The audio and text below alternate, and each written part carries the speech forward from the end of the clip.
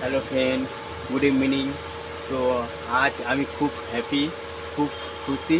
কারণ আমার যে জিনিসটার জন্য আজকের আমি খুব আপসেট হয়ে পড়েছিলাম এবং মনটাও খারাপ হয়েছিল।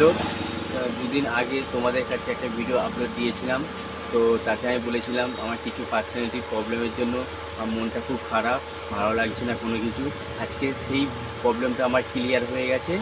তো আজকে সত্যি আমি খুব খুশি এবং তোমাদের ভালোবাসা পেয়ে আরও আমি এগিয়ে যেতে পারবো। কারণটা হচ্ছে আমার কিছুদিন আগে আমার ফেসবুকে কিছু সেটিংয়ের জন্য আমার সব উলটপালট হয়ে গিয়েছিলো। তো প্রচুর মানে প্রবলেমে পড়ে গেছিলাম আমি। অনেকের কাছে হেল্প চেয়েছিলাম কিন্তু কেউ আগে আসেনি। অনেক কিছু সলিউশন দিয়েছি ঠিকই, কিন্তু নিজে থেকে কোনো কিছু করতে পারিনি। তো অনেকে বলেছে আমি আছি দাদা, কোনো অসুবিধা নেই, তোমার পাশে থাকবো, সব সেটিং ঠিকঠাক করে দেব। কিন্তু বলা সত্ত্বেই মানে কোনো কার্যকারিতা হয়নি, প্লাস বেকার হয়ে গেছে।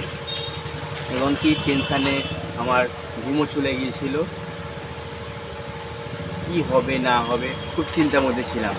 তো ধৈর্য ধরে ইউটিউব চ্যানেলে সার্চ করে নিজে থেকেই অনেক কিছু সেটিংসগুলো একে অপরকে পার্ট টু পার্ট ক্লিয়ার করে আজকের পুনরায় আমার চ্যানেলটাকে দাঁড় করাতে পেরেছি।